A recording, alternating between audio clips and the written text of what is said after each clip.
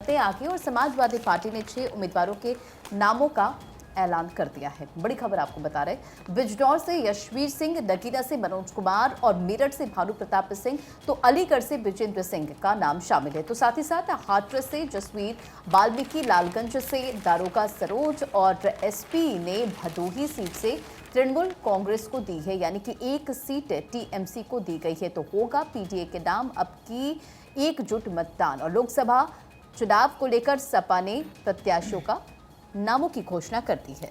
तो देखिए, लगातार प्रत्याशियों की घोषणा की जा रही है। इस बीच चुनाव के ऐलान से ठीक पहले मोहन यादव की सरकार ने एक बड़ा दांव खेला है। मोहन सरकार ने कर्मचारियों का डीए बढ़ा दिया है। मध्य प्रदेश में कर्मचारियों के डीए को 4% बढ़ा दिया गया है, जो कि अब 42% से बढ़कर 46% हो गया है। लाखों कर्मचारियों को इसका फायदा होता हुआ नजर आने वाला है। मध्य प्रदेश में डॉक्टर मोहन यादव की सरकार है। बीजेपी की सरकार आने के बाद लगातार देखिए कहा जा रहा था और ये मांग उठाई जा रही थी कि वेतन में इजाफा किया जाना चाहिए, डीए को बढ़ाना चाहिए यहां पर। और डीए को बढ़ाने के ऐलान के लिए तमाम कर्मचारी वेट भी कर रहे थे। और अब ये खुशी की खबर मध्य प्रदेश में, और वो भी लोकसभा चुनावों से ठीक पहले 4% डीए बढ़ाया गया। 42 से अब 46% डीए हो गया मध्य प्रदेश के कर्मचारियों का।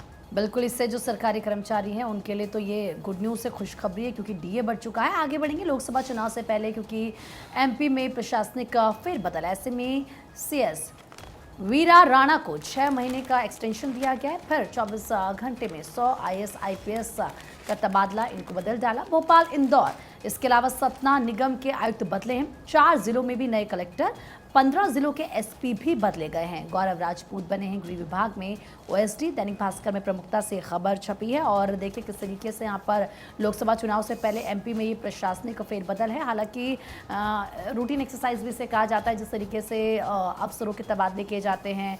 और देखिए 4 जिलों में नए कलेक्टर और 15 जिलों के एसपी भी बदले गए हैं। गौरव राजपूत की अगर बात करें तो उन्हें गृह विभाग में ओएसडी की जिम्मेदारी सौंपी गई है, ओएसडी उनको बनाया गया है। तो वहीं सीएस वीरा राणा को 6 महीने का एक्सटेंशन दिया गया। और इसके बाद लिस्ट आई कि 24 घंटे में फिर आईएएस आईपीएस 100 ऐसे जिनमें फेरबदल किया गया है। और अब चलिए आगे बढ़ेंगे, बात होगी संदेश खाली की, जो पिछले दिनों काफी चर्चाओं में रहा। संदेश खाली घटना की जितनी भी पीड़ित महिलाएं थी वो दिल्ली पहुंची। राष्ट्रपति भवन में राष्ट्रपति द्रौपदी मुर्मू से उन्होंने मुलाकात की, अपनी आप बीती सुनाई। तस्वीरें भी आप यहां पर देख सकते हैं। दरअसल आपको बता दें, इस पूरे मामले में 11 पीड़ितों ने राष्ट्रपति द्रौपदी मुर्मू से मुलाकात की, अपनी आप बीती सुनाई। इसके बाद एक प्रेस कॉन्फ्रेंस भी हुई। दरअसल आपको बता दें कि संदेश खाली बांग्लादेश बॉर्डर के साथ लगा हुआ है। 10 साल में इसी रास्ते बड़ी घुसपैठ हुई है।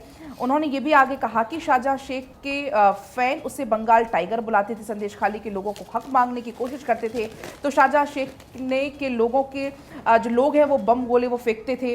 तो तमाम तरीके की आपबीती उनके द्वारा सुनाई गई। डॉक्टर पार्थ ने यह भी कहा कि बाबा साहेब का संविधान और अधिकार उनसे छीन लिया गया। आवाज उठाने वाले फर्जी केस, जो आवाज उठाता था फर्जी केस उस पर कर दिए जाते थे।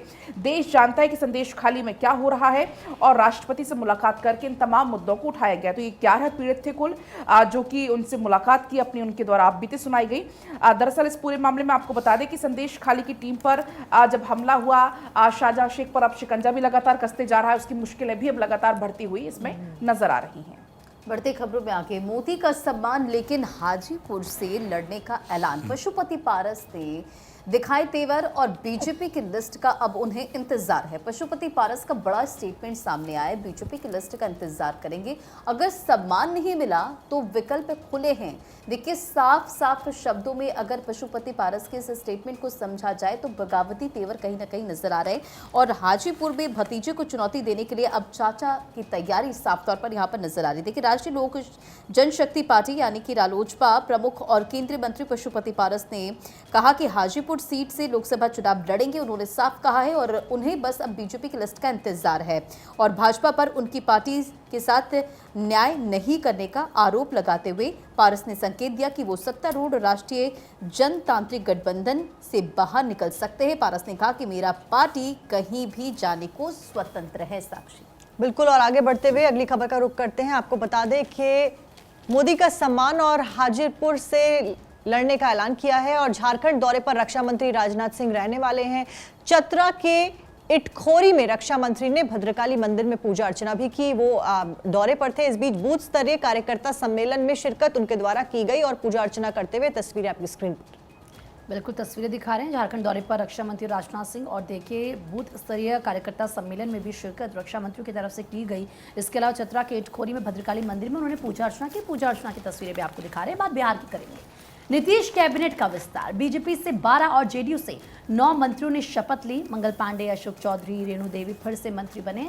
तो ये वो नाम जो एक बार फिर से मंत्री बने, इससे पहले भी ये मंत्री ही थे। और देखिए क्योंकि काफ़ी लंबे समय से नीतीश कैबिनेट विस्तार का इंतजार किया जा रहा था और ये विस्तार हो गया। रंजना, आपके पास कुछ जानकारी? बिल्कुल, देखिए अखबारों में भी इसका जिक्र है। नीतीश कैबिनेट में भाजपा के 12, जेडीयू के 9 मंत्री और बिहार में मुख्यमंत्री नीतीश कुमार को अपने मंत्रिमंडल का विस्तार करते हुए इसमें 21 नए मंत्रियों को शामिल किया गया और इसके साथ ही बिहार मंत्रिमंडल में मंत्रियों की संख्या अब 30 हो गई है, जो राज्य के लिए संवैधानिक सीमा से केवल 6 कम है। और यहाँ राजभवन में आयोजित समारोह में मुख्यमंत्री की पार्टी जेडीयू के 9 और सहयोगी दल बीजेपी के 12 सदस्यों को राज्यपाल राजेंद्र अर्लेकर ने पद और शपथ दिलाई है। समारोह में मुख्यमंत्री और उप मुख्यमंत्री सम्राट चौधरी और तमाम दिग्गजों की यहाँ पर मौजूदगी नजर आई। और अब चलिए आगे बढ़ेंगे। एक और बड़ी खबर अब आपको बताएंगे। पश्चिम बंगाल से जहां पर ममता बनर्जी को लगा है बड़ा झटका। टीएमसी के 2 और सांसद बीजेपी में हुए हैं शामिल। अर्जुन सिंह और देवेंदु अधिकारी ने थामा है बीजेपी का दामन। तो देखिए एक के बाद एक बड़े झटके लगातार चल रहे हैं। चुनाव अब बहुत नजदीक है, आज घोषणा हो जाएगी चुनाव की तारीखों की, आचार संहिता आज लग जाएगी। लेकिन उसके पहले दल बदल का खेल लगातार जारी है, ना सिर्फ पश्चिम बंगाल में बल्कि देखा जाए तो हर प्रदेश में फिलहाल स्थिति कुछ यही बनी हुई है। लगातार दल बदल की प्रक्रिया जारी है। तस्वीर आपकी टीवी स्क्रीन पर है, जब बीजेपी में शामिल होते हुए टीएमसी के 2 सांसद को आप देख सकते हैं, अर्जुन सिंह को और देवेंदु अधिकारी को। रंजना, आगे बढ़े। बिल्कुल, बढ़ते खबरों में आगे देखिए बलरामपुर की बात करेंगे। बलरामपुर के 2 दिवसीय दौरे पर मुख्यमंत्री योगी आदित्यनाथ, और इस दौरान देवी पाटन मंदिर में उन्होंने दर्शन पूजन की, जिसकी तस्वीर आपकी स्क्रीन पर, और गौ सेवा भी करते हुए नजर आए मुख्यमंत्री योगी आदित्यनाथ। और ऐसी तस्वीरें अक्सर नजर आती है जब भी सीएम योगी आदित्यनाथ के सामने पशु होते हैं तो उन्हें चारा खिलाते हुए। और देखिए ये जो गाय भी हैं वो भी बिल्कुल उनसे मिलनसार रहती हैं। देवी पाटन मंदिर में पूजा अर्चना करते हुए नजर आए। जनता को 451 विकास परियोजनाओं की यहां पर उन्होंने सौगात भी दी है। बलरामपुर के 2 दिवसीय दौरे पर सीएम योगी आदित्यनाथ। बिल्कुल, और इस बीच आगे बढ़ते हुए मतदान बढ़ाने के लिए रोडवेज बसों में बजेंगे जागरूकता के संदेश। निर्वाचन आयोग ने पत्र लिखा है और परिवहन निगम को यह पत्र निर्वाचन आयोग के द्वारा लिखा गया है। बस अड्डों पर लगी है एलईडी स्क्रीन्स और डिस्प्ले लगाया गया है। मैं भारत हूं क्रिएटिव का डिस्प्ले यहां पर इस्तेमाल किया जाएगा। और इससे पहले भी देखिए हम देख चुके हैं, आपके कॉलर ट्यून्स में इस तरीके के मैसेजेस आपको सुनाई दिए होंगे और पब्लिक प्लेसेस पे स्क्रीन्स लगाकर जागरूकता के अभियान चलाए जाते हैं। और उसी कड़ी में रोडवेज बसों में अब जागरूकता के संदेश चलाए जाएंगे। परिवहन निगम को यहां पर पत्र लिखा गया है। बस अड्डों पर एलईडी स्क्रीन्स पर डिस्प्ले ये जागरूकता के संदेश किए जाएंगे। तो देखिए क्योंकि चुनाव आयोग की तरफ से अलग अलग ये कह लीजिए कि तरीके अपनाए जाते हैं लोगों को जागरूक करने के लिए, तो बसों में अब ये गाने बजते हुए आपको नजर आएंगे कि ज़्यादा से ज़्यादा जनता वोट करे। आगे बढ़ेंगे, दिल चीर कर देखेंगे तो पीएम मोदी मिलेंगे। दरअसल येदियुरप्पा के खिलाफ मोर्चा खोले येदियुरप्पा कर्नाटक में निर्दलीय चुनाव लड़ेंगे और ऐसे में कर्नाटक में बीजेपी नेता पूर्व डेप्यूटी सीएम येदियुरप्पा की बगावत भी सामने आई है। पीएम मोदी की तारीफ के बाद निर्दलीय लड़ने का ऐलान उन्होंने कर दिया। उन्होंने कहा कि अगर दिल चीर कर देखेंगे तो प्रधानमंत्री नजर आएंगे। बेटे को हावेरी सीट से टिकट नहीं मिलने पर नाराज हैं येदियुरप्पा ने पूर्व सीएम येदियुरप्पा पर धोखा देने का भी आरोप लगाया है।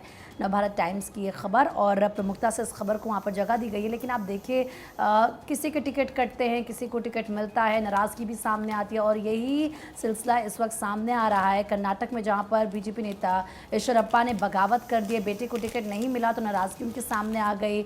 इतना ही नहीं, पूर्व सीएम येदियुरप्पा पर तो उन्होंने सीधा सीधा धोखा देने का आरोप भी लगा दिया है।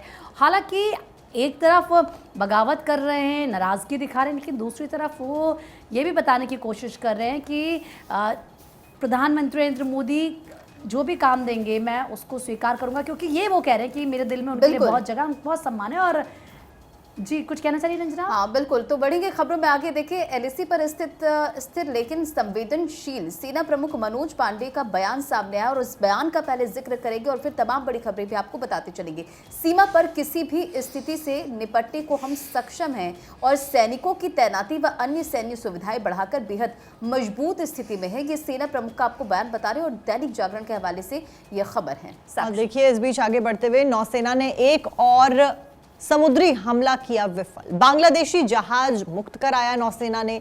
चालक दल के सदस्यों को भी यहां पर बचाया गया। मोजाम्बिक से यूएई आ रहा था बांग्लादेश का यह जहाज एमवी अब्दुल्ला और सशस्त्र लुटेरों के कब्जे से चालक दल के सदस्यों को सुरक्षित निकाला गया। दैनिक जागरण के हवाले से खबर। तो इंडियन नेवी ने एक और समुद्री हमला विफल किया। तो वहीं ये हमारा आंतरिक मामला है, ये सीमित समझ वाले। दरअसल आपको बता दें हुआ क्या, अमेरिका को भारत ने करारा जवाब दिया है। ये गलत जानकारी वाला और अनुचित बयान है। पत्रिका में एक खबर छपी है। आप देखिए सीए को लेकर, अब क्योंकि ये हमारा आंतरिक मामला, लेकिन दूसरी तरफ आप देखिए अमेरिका की तरफ से भी इस पर बयान सामने आया है, जिसको लेकर अमेरिका को भारत ने जवाब दिया, कहा कि हमारा ये आंतरिक मामला है, तो आप हमें उपदेश ना ही दें तो बेहतर होगा। और अब चलिए आगे बढ़ेंगे। एक और बड़ी खबर आपको बताएंगे। भारत जोड़ो न्याय यात्रा की समापन रैली में शामिल होंगे अखिलेश यादव और तेजस्वी यादव। मुंबई में दिग्गज नेता मौजूद रहेंगे। तमिलनाडु के मुख्यमंत्री एम.के. स्टालिन करेंगे शिरकत। अखिलेश यादव, तेजस्वी यादव भी शामिल होंगे की जानकारी मिल रही है। मल्लिकार्जुन खड़गे, उद्धव ठाकरे और इसके अलावा शरद पवार भी इसमें हिस्सा लेते हुए नजर आएंगे। यात्रा का समापन मुंबई के शिवाजी पार्क में होगा। दैनिक जागरण के हवाले से ये बड़ी खबर है। न्याय यात्रा की समापन रैली में तमाम जो दिग्गज हैं वो आपको नजर आएंगे। आपको याद है जिस तरीके से लगातार राहुल गांधी भारत जोड़ो न्याय यात्रा पर निकले हुए हैं, तमाम राज्यों का दौरा करते हुए मुंबई में इसका समापन होगा। तमाम बड़े चेहरे इसमें आपको देखने को मिलेंगे।